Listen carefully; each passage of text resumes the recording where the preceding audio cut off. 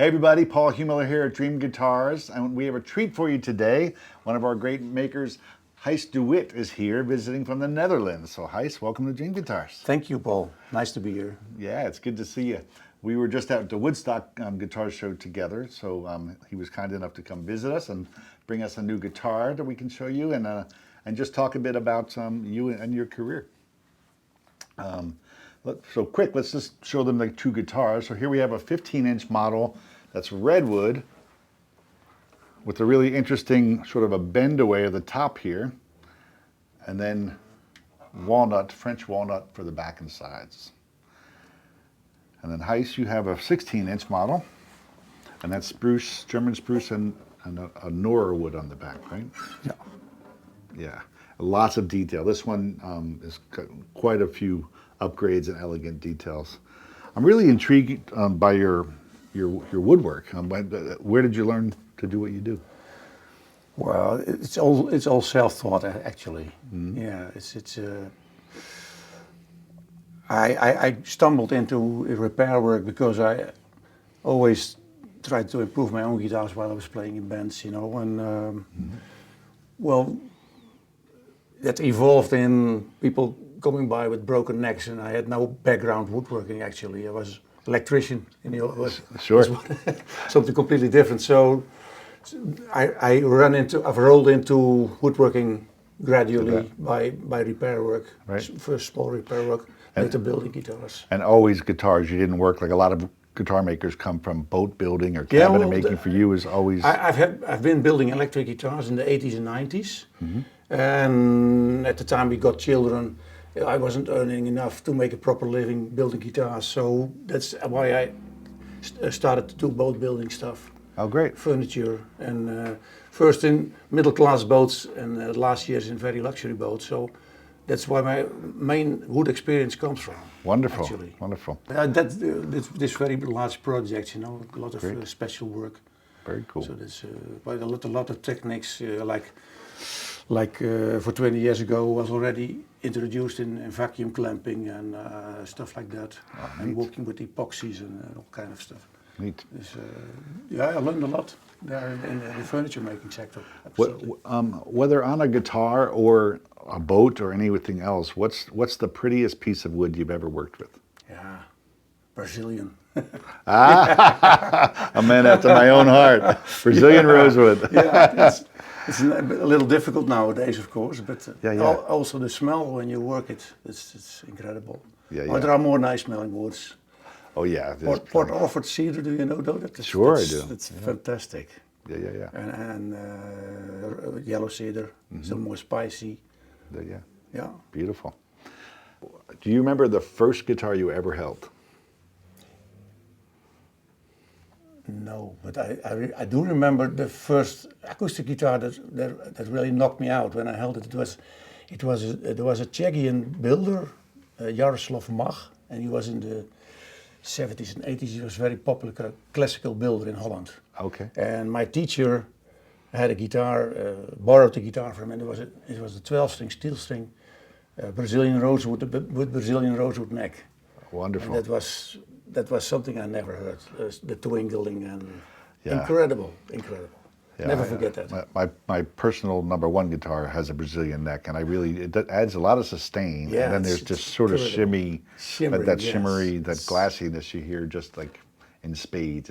It's a wonderful thing. Yeah, it's a little bit heavier, but I think it's well worth it. Yeah. For me. That's one of the reasons this one has a Wenge neck. Yeah, Wenge also. Wenge comes real close, I think, to a couple of things that Brazilian has too. Yeah. Give folks just a really quick glimpse of what Netherlands is like in your words. It's flat. Well, I've seen pictures of things that look beautiful. There's not much of a real music scene like I think there's here. I never met players like Dustin, for instance. Yeah. So maybe there are some, but it's everything is different.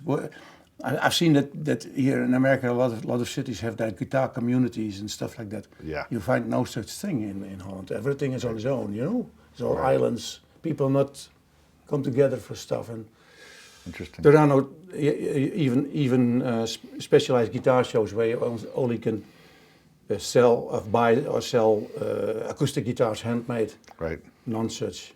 Yeah, yeah. It's always the bigger shows with Factory guitars. factory guitars and electric guitars. Is a complete different audience. Yeah. A lot of noise. Right, right, right. It's yeah.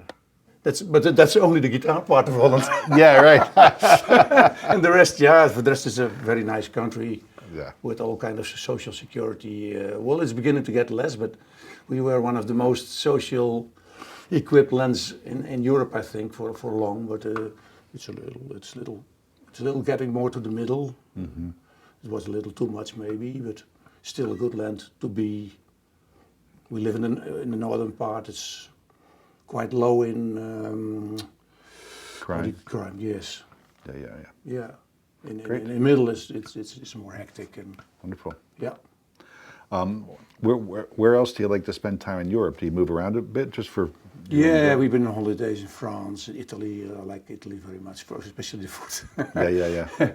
And but we've been to La Connor last year, and we coupled our holiday after that. We rented the camper. We did Highway 101 from Seattle to Los Angeles. Oh yeah. And that was spectacular. I've done it on my motorcycle. Okay. It's beautiful. Oh, the coastline, especially at Oregon, and we've been in. I didn't know that. There is a port there, Port Orford, Right. and there was a beautiful beach there, Yeah. with all this kind of rocks, and you hardly meet anyone. Right. If a place would exist like that in the Hollands, it was crowded every time, because Yeah. so many people, such a small country, so different. Yeah, yeah. We're like one big village, actually. Right, right. Yeah. Yeah, it's a little different here. Yeah, the space here. Right.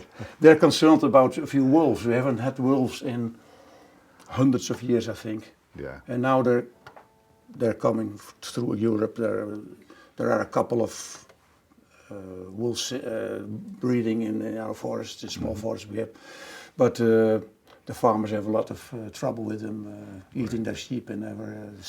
So what I heard from my hostess that the bears are running through the garden now and then. Yes. So that's quite something else. Yeah, here in Western North Carolina, bears are quite common, and they learn what night of the week is garbage night. So you all put your cans out, and they just go right down the street, and they have a smorgasbord. Yeah, they smell everything. I think. Yeah. They're very, very sensitive. Yeah, yeah, yeah. Why do you build a guitar? Yeah, I'm guitar crazy. That's the most important thing, and I want to express things. Start playing guitar as a young boy, and well, it was a way to express. I see it as a vehicle for expression, Of course. and well, to be part of that, to make my contribution to the possibility of people expressing themselves through an instrument. Wonderful. Well, and guitar is my instrument. Yeah, yeah. That's the idea. Have you had a chance to,